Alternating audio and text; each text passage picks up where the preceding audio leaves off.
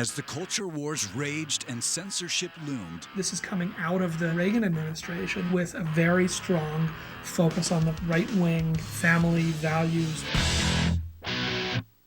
music's great instigator joined the fight. Madonna's Like a Prayer video was sex, it was religion, it was interracial kissing, it was about rape, it was about all of the things that are out there but no one wants to talk about out loud. She took aim at the biggest targets she could find. Catholic League, Pope, Republican majority, you might want to turn off your TV for the next 10 to 12 years.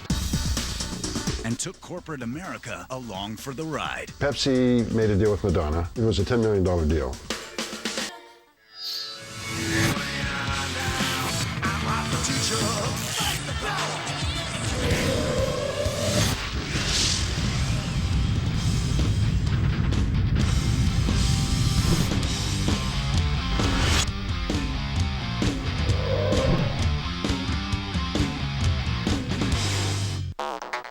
In 1989, you had had 9 years of a conservative presidential administration, 8 years of Reagan, and then George H.W. Bush.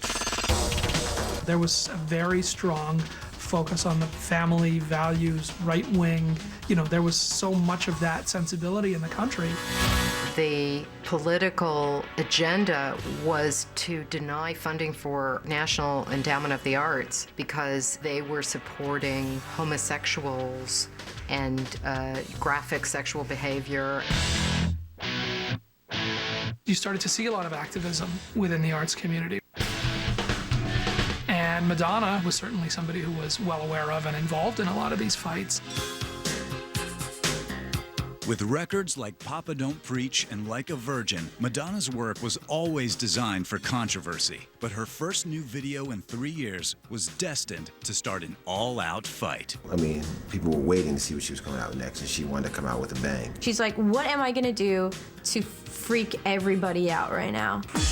By choosing the album's title track, Like a Prayer, Madonna sought to start a fire, and she asked director Mary Lambert to turn up the heat. She called me up and said she wanted to play me the song.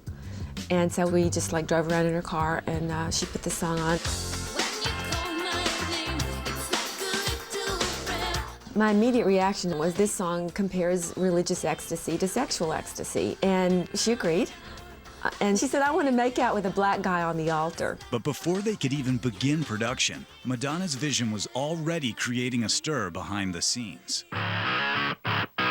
Before we made the video, there was a meeting with several record company executives who said point blank they would like to come up with another idea and do something else. The record company said there is no way that music television is going to play these kind of images. Bleeding stigmata, festering wounds with, pus and blood, and the part where Madonna has simulated sex with the saint. And Madonna said point blank, F you, I'm going to do whatever I want, and music television will play it. I had a little smile. Yes. After that, they pretty much left us alone because Madonna had staked out her territory that she was going to do this. Madonna's battle for creative control was fought and won, but she and her video were about to become deadly weapons in a very different war, one with a fortune at stake. This was at a time when the cola wars were taking over, when Coke and Pepsi were trying to duke it out for the first spot. Pepsi was in the business of aligning themselves with the biggest pop stars in the world. They had a long track record of working with celebrities, including Michael Jackson and Lionel Richie and Don Johnson up to that point. Pepsi made a deal with Madonna. I believe it was a $10 million deal. Gave her $5 for the commercial and $5 to sponsor her tour. And the commercial was going to run at exactly the same time all over the world. The deal that Pepsi did with Madonna was a groundbreaking sort of a deal. It was the first time that a song was going to be debuted in a commercial, globally, internationally, simultaneously. Pepsi gave Madonna a whopping $5 million, thinking they were getting a sweet pop princess spokesperson for their sugary soft drink. They looked at Madonna and they saw a material girl, they saw borderline, they saw a girl who had bows in her hair and rubber bracelets. I had no idea what kind of a video she was going to make out of the song. She said the video had nothing to do with what the song was about. Somewhere in her heart, she had to know was gonna piss a lot of people off. This kind of like, yes, let me make the deal with the soft drink manufacturer and at the same time, make everyone angry. A good friend of mine is responsible for most of the Pepsi advertising from the 50s through now. And after we had our first meeting with Madonna, I said, you gotta be excited about this. He said, no, I was never for this deal, and something is gonna go wrong.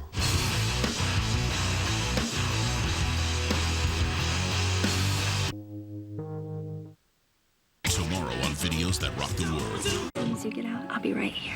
What if you went under? Wait, I can feel that. What if you didn't go out? Let's inject the heart and end this thing. They're trying to kill me. There's got to be a way out of this. What the hell's going on in here? No, no, no, no, no, no, no. Awake. Rated R. Friday.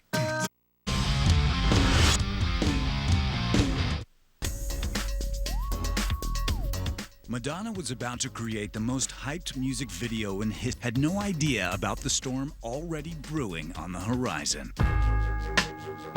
There was controversy even before it was shot. The people that she originally went to be her gospel choir found out how they intended to shoot the video and didn't want any part of it. So she ended up having to hold auditions in order to get the gospel singers in there to back her up. We brought in a bunch of small church choirs to do it. And I think even by then the word was getting around that the material was salacious and that there was a scene where, you know, Madonna dry humps the Black Jesus. So the choirs were dropping like flies, and we finally got a great choir to do it. But casting the leading man would be even harder. Madonna wanted a beautiful black saint who could be brought to life by her kiss. I got a phone call, Madonna wanted to meet me. And so I came by and we just stared at each other. And there's a strong light behind her. I hear your voice. It's like an angel sighing. There was an attempt, at least by me, to bust off on the strap. There's really nobody else in church but the saint and Madonna at that time, and, you know, as far as them being on the altar.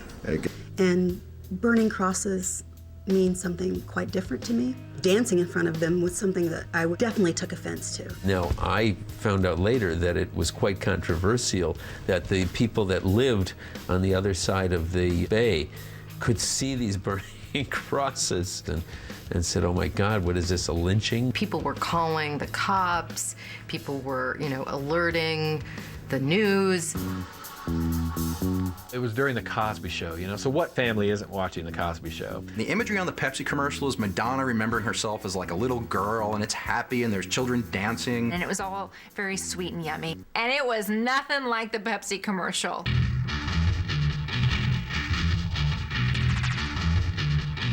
You have your burning crosses, a black Jesus, and a gospel choir, and a young woman looking a lot like Sophia Loren with stigmata. It was sex, it was religion, it was interracial kissing, it was about rape, it was about all the things that are out there but no one wants to talk about out loud. You see her kissing this person, kissing the feet. It's like almost like Mary Magdalene at the feet of Jesus. Growing up religious and having to you know, come upon that video of Madonna and scantily clad in front of burning crosses and inside of a church making out with the Jesus. You know, that's pretty overwhelming. I thought it was interesting that she has this black guy who represents this divine presence. Everybody knew, you know, about interracial relationships, but she had the black man as God. And I could see where people were like, ah, she's the devil. When this video came out, certainly many Catholics and Christians were upset about this.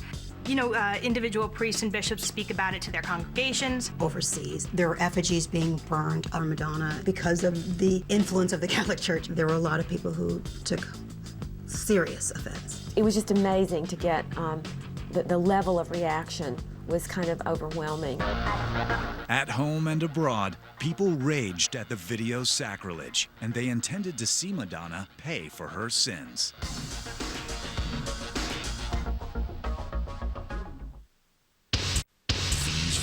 videos moved us. They are part of rock history. Broke down barriers. Which shook the rock world as we know it. And changed everything. Wow, finally, somebody's just being honest and singing how people talk. It was okay now to talk about something relevant. 10 shows, 10 days, 10 videos that rock the world. Continues tomorrow, 10 p.m. Eastern, 7 Pacific.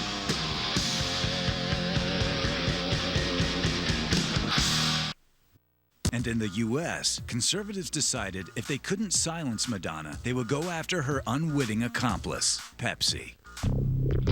The controversy had nothing to do with the actual commercial. It had to do with the misconception of the publicity. People thought the video was the commercial. It was Pepsi Madonna, so when the Christian group saw the video, they freaked. Well, the American Family Association, along with other Christian groups and some Catholic bishops who spoke about this, they urged people to let Pepsi know Madonna shouldn't be rewarded for this sort of thing.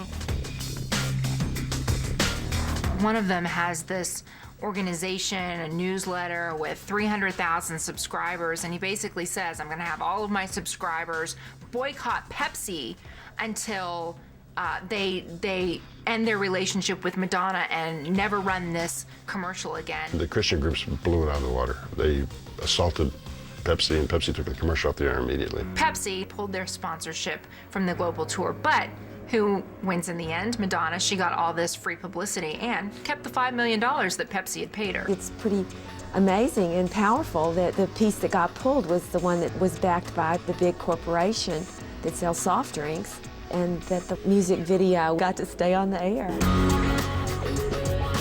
The Material Girl's dream had materialized with priceless free press, freedom of speech, and most importantly, album sales. Like a Prayer soared to #1 and went platinum, and Madonna was bigger than ever. The Like a Prayer video was kind of a warning from Madonna. And the warning was, you know what, I'm gonna be doing this for a while. So Catholic League and Pope and Republican majority in the Congress, you might want to turn off your TV for the next 10 to 12 years. I'd seen artwork that used Catholic imagery, but I always applauded Madonna for taking it to the little old ladies in Pasadena, taking it to our television sets, forcing all of us to confront these questions about sexuality and race and religion. Virtually every pop star has taken a page out of the Madonna book of self-promotion, of getting the name out there. Madonna's, I think, an inspiration to a lot of us here today. I mean, she's definitely paved the way and kind of showed us how to do it. You know, she's still doing it. I mean, she's the chick that shut down Pepsi. Like, who does that? Nobody did that. Nobody's ever done that since. Given that it was Madonna, given that it was a showdown with the Catholic Church, given that it was this public tug of war with the Pepsi-Cola Corporation, you could certainly say that this video was the most controversial in the most directions of any music video that's ever been made. Tomorrow on Videos That Rock the World. To see these two worlds combined was super cool. They showed how the different cultures could get along and create something incredible. It's the same feeling, but a different expression.